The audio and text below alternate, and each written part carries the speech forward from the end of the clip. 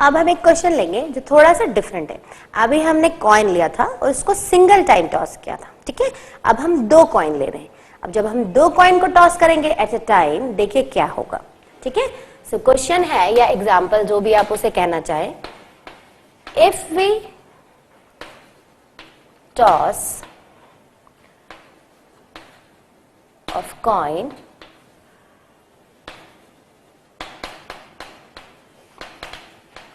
the possible outcome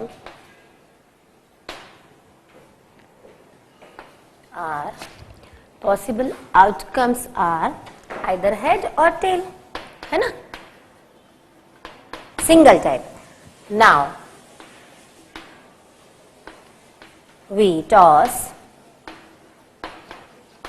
a pair of coin.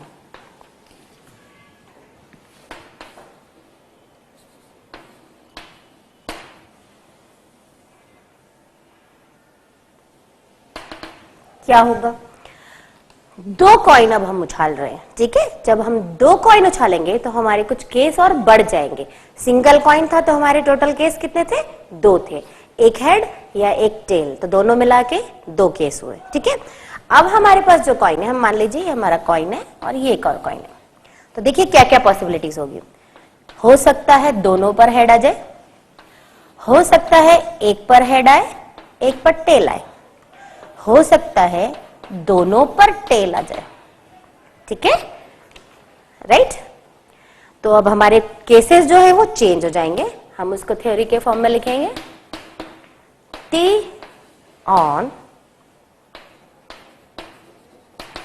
Both the coins means no head.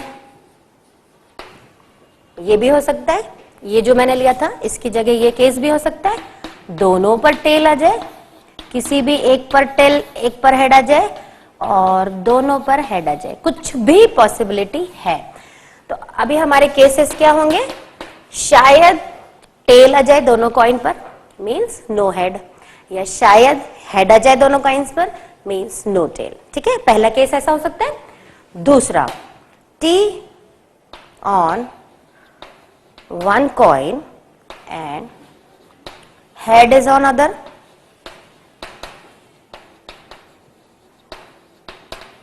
अभी just मैंने आपको बताया कि कोई भी एक कॉइन पर टेल आ सकता है और एक पर हेड आ सकता है। ये उल्टा भी हो सकता है, यहाँ हेड आ सकता है यहाँ टेल आ सकता है, बट जो भी केस होगा वो एक होगा क्योंकि हम दोनों कॉइन को एक साथ उछाल रहे हैं, ठीक है। थर्ड केस क्या होगा कि हेड आ जाए दोनों तरफ,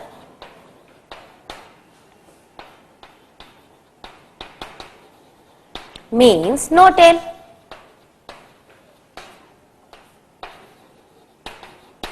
ठीक है। वही केस हुआ कि दोनों कॉइन पर हेड आ जाए तो मतलब टेल आने का कोई चांस नहीं है। तो जब हमने 2 कॉइन एक साथ उछाले तो अब हमारी इवेंट जो है वो चेंज हो गई। पहली बात तो उसके टोटल आउटकम्स चेंज हो गए और पॉसिबल आउटकम भी अब थोड़े कुछ और आएंगे, ठीक है। तो जो पॉसिबिलिटी है वो हमने लिख ली। अब हम कुछ इनके नोटिफिकेशन लिखेंगे जो प्रोबेबिलिटी में यूज किए जाते हैं। T on the both sides means no head, यानी अगर क्वेश्चन में पूछा था, ये मान लीजिए एक्सपेरिमेंट था और इस पे क्वेश्चन है कि प्रोबेबिलिटी ऑफ गेटिंग हेड, तो फर्स्ट के हिसाब से probability of getting head is 0, ठीक है।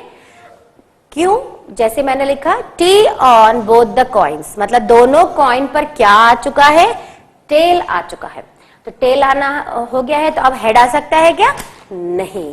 और मैंने क्वेश्चन मान लीजिए आपसे पूछा इसी पे बेस्ड कि probability of getting head, I am talking about head, तो अब इस पर्टिकुलर केस में हेड आने का कोई चांस है, नो। तो प्रोबेबिलिटी ऑफ गेटिंग हेड क्या हो गया, 0 हो गया। ये सिर्फ सिंपल हम आपको सॉल्यूशंस बता रहे हैं, अभी आपको एक्सपेरिमेंट है, क्वेश्चंस बेस्ड फॉर्मूले बेस्ड अभी क्वेश्चन हम करेंगे। सेकेंड केस जो है T on one coin and head on the other. अब हमारा क्वेश्चन है सेकेंड, वही probability of getting head in this case, तो क्या होगा प्रोबेबिलिटी ऑफ गेटिंग हेड, 1 होगा कि एक कॉइन पर टी आ गया है तो एक कॉइन पर एच आएगा, दोनों कॉइन पर टी आया वो केस तो हमने ले लिया। अब सेकेंड केस क्या होगा, कोई एक कॉइन पर एच आएगा, एक कॉइन पर टी आएगा, ठीक है। दोनों चेंज हो सकते हैं, पहले वाले पर टी आ जाएगा, दूसरे वाले पर एच आ जाएगा, जैसा मैंने आपको बताया, या पहले वाले पर एच आ जाएगा, दूसरे वाले पर टी आ जाएगा। पर हेड आने की प्रोबेबिलिटी क्या है? कोई एक, क्योंकि एक पे तो टेल आ रहा है, तो एक पर क्या आएगा? हेड आएगा। तो उसको अगर हम नोटेशन के फॉर्म में लिखें तो क्या लिखेंगे? 1। थर्ड केस है head on both sides means no tail, और क्वेश्चन हमारा वही सेम है, प्रोबेबिलिटी ऑफ गेटिंग हेड। अब यहां पर क्या होगा? प्रोबेबिलिटी ऑफ गेटिंग हेड 2 हो जाएगा। क्यों 2 हो जाएगा? क्योंकि दोनों पर ही क्या आ रहा है? हेड आ रहा है।